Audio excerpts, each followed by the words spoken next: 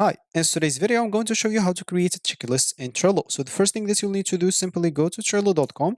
And if it's your first time, of course, you'll be taken to the home page. It's this page.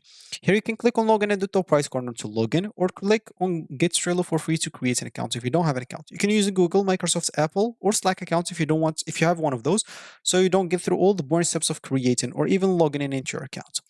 So once you're logged in, you should find yourself here. You'll have to go and access like a specific board that you want to create some tasks and some checklists on that task example. I'm just going to access this one. Why not? So I already have one here with checklist. I'm just going to archive it and create another list. I'm just going to name it test, create a card or like a task here. I'm just going to name it test as well.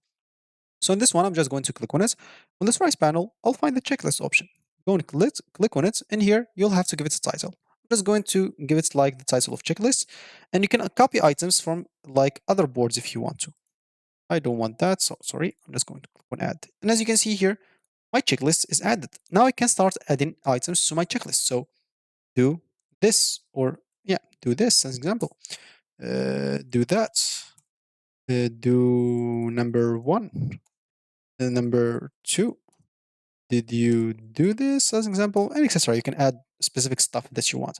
And people, you can assign members now to it. Maybe you're running a team, like you're trying to do checklist task. And oh, did I do this? Yes. Did I do this? Yes. Did I do this? You can even hide check items if you want to. And yeah, that's how you basically create a checklist. So that's going to be it for me in this video. Thank you for watching and goodbye.